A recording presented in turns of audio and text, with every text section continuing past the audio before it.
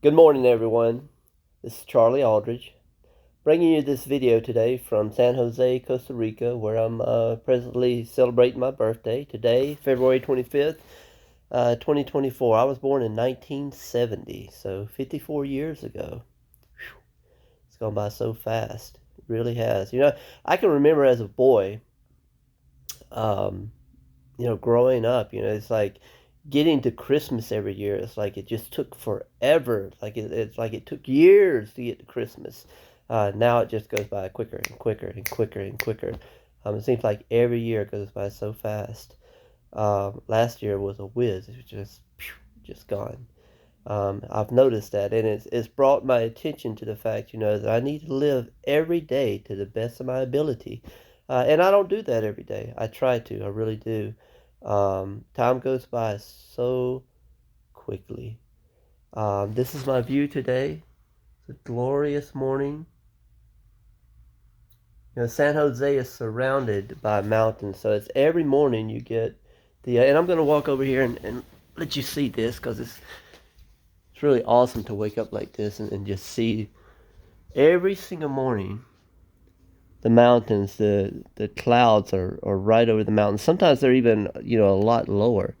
See, it's just, the clouds are just right over the top of the buildings there. Uh, Usually it clears up later. Uh, I don't know, I guess it's like 75, upper 70s here. Um, Being this high elevated in elevation also, so it's very, very easy to get sunburned, which I am today. I don't think I'll lay out at the pool today. I laid out yesterday, and it doesn't take long. 30 minutes and you're burnt. So today I wanted to do a video. So what I've titled uh, this set of videos that I'm doing is A Life Worth Living, because I've found a life worth living. It's not based on money, or status, all the things that that I strived for when I was younger, all the things that I thought this is what's going to make life worth living. That's not what makes life worth living for me today. Um, just to give you a little bit of my background, I believe that what we have of worth as human beings, what we have of worth to each other, um, is our life experiences, what we have experienced, what we've overcome, um, is is worth more than gold, because those experiences, those things learned in life, those things overcome, can be used to help others, and I believe that that's what we're here for. The money that I make, the things that I buy, I'm not going to be able to take those with me, but I believe these experiences, other people will be able to take them, and hopefully it will help them in their lives, and then they can help others, and then they can help others. And man, you can't put a price tag on that. You really can't. So I grew up in a shame-based environment. Um, I grew up in the Bible Belt. I'm from Waycross, Georgia, and things were very much shame based. Now, I'm not saying any one certain person shamed me, or is the cause. I don't believe in putting blame on others so much for how I feel inside, or my experiences. And I thank God for every experience that I have. Now, I didn't feel that way when I was growing up, and I didn't feel that way when I was going through some of the battles and challenges that I've had to go through in life. But overcoming them and getting on the other side, there's so much gratitude, to be where I am today. Um, and I have so much further to go. Life is a journey. It's not a destination. It's a journey, and we're on this journey together, all of us. If I can remember that, and have compassion for others, and compassion for myself. So, um, the topic is being kind to yourself. Okay, and again, I grew up in a shame-based environment. Um, I grew up in a poor home, uh, it was poor in many ways. It was poor in money because, not because my father didn't make good money, because my dad made good money. My dad was a brick mason most of his life, um, and made very good money, especially for the times that we were growing up. And he made really good money, but they didn't know how to manage it, and there was problems with drinking, infidelity, and stuff like that in the family, and that caused us to live a poor life. I remember coming home at different times when the lights would be turned off because we didn't have money. I can remember standing in the church's lines as a child, getting bread, getting government cheese, and man, that government cheese was awesome too.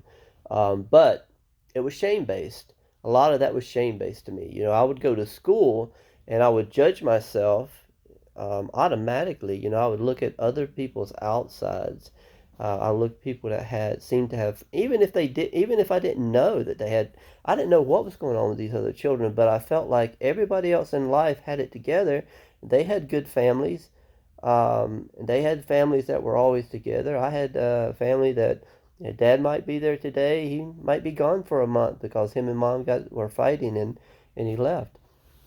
Um, yeah, so I mean, for me, I only invited one friend home growing up, and it was a bad experience. I think mom and dad got into a big fight while they were there, and I said never again. I'll never do it again. I'll never put myself in that position. And I carried the shame and the guilt, and then we had religion on top of it. So living in the Bible Belt, in what I consider the buckle of the Bible Belt, um, the preachers and stuff, and I know they meant well. I know that they were sharing things that, um, they were sharing the Bible, but the way that it came across to me was shame based. The way it came across to me was very, very condemning. Um, I didn't connect the things that I connect today. I knew I could not live up to the expectations that were being taught to me. Even in thought, there's a part of the Bible that talks about, even if you think bad, it's like doing the bad itself.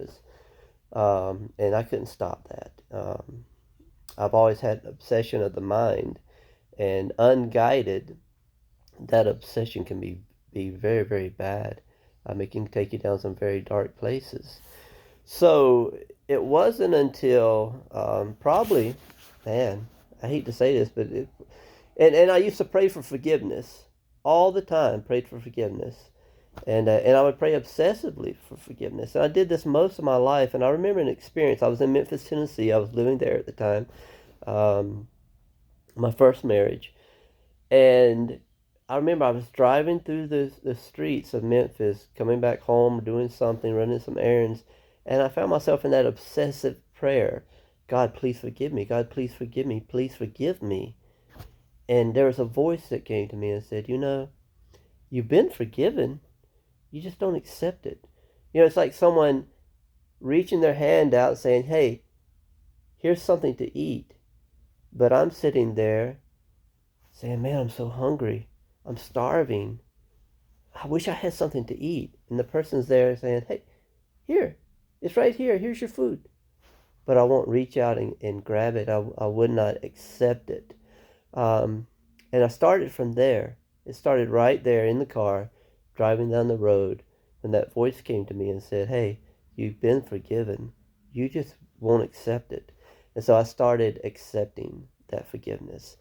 And that led to a path of learning to forgive myself for the things that I have done. Um,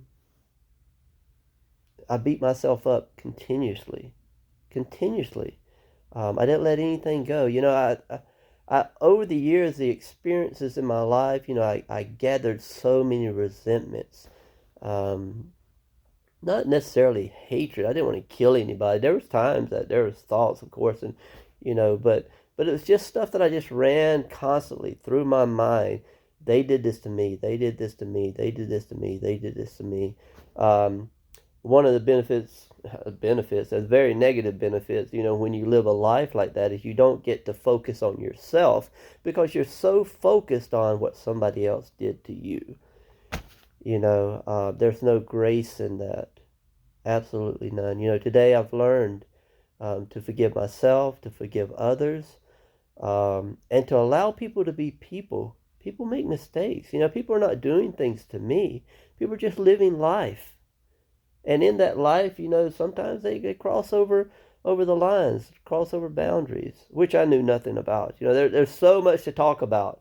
Um, when you talk about healing, talking about learning about yourself and how to truly live. Now, some people may get this stuff, it may just come elementary to them, but it didn't to me. It's been a long, hard road to get to the point I am and have so much further to go and so much more to learn. And I look forward to it today. I truly look forward to that today, to learning more. Um, I read some books, and I'm reading more and more. I don't read novels. I'm not doing it for entertainment. I'm doing it to learn. Um, and there's so much to learn. God forgive me if I'm ever find myself in that place. And I'm sure I will from time to time to think that I know everything there is to know. This is a life of learning. I've had to discard most of the stuff that I did learn as a child. Most of it. Still doing it. Still doing it. So anyways, again, I just wanted to, if you've never done it, and like I said, I was into my 30s before I did, but I had to learn to forgive myself, to accept myself as a human being that is experiencing life and say, I did the best that I could at the time. I made a mistake. And I do that on a daily basis. I look at myself, I take inventories of myself, say, hey, how did I do today? Did I cross my wife? Did I do something that I shouldn't have done or that I can do better tomorrow? Um, and it doesn't take long to do that, just a couple of minutes a day. And then, I'll say a little prayer or maybe I need to go to my wife and say, hey, I'm sorry. I really shouldn't have done that. I shouldn't have raised my voice, or I was being a little bit too selfish yesterday, and give her a hug and, try to correct that today. Um, Anyways, so I'm going out to enjoy the day. I've got a few things planned and just going to be kind to myself.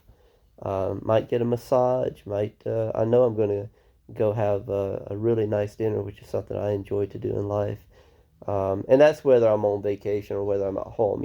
I have a practice of, and people say all the time in Fayetteville where I live, I'm walking around, I'm going to stores or whatever, and people say, oh, you must be on vacation, because I wear the vacation shirts, I wear the flamingos and stuff like that just on a daily basis. That's how I live my life. I like that mindset of always being on vacation. Even when I'm not on vacation, I have that mindset a lot of times.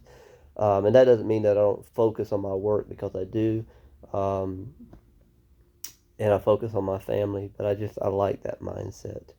Anyways, I hope that you enjoy this video. I hope that you're kind to yourself. I hope that you're forgiving to yourself and accepting of yourself and others. And I'll see you on the next one. Bye-bye.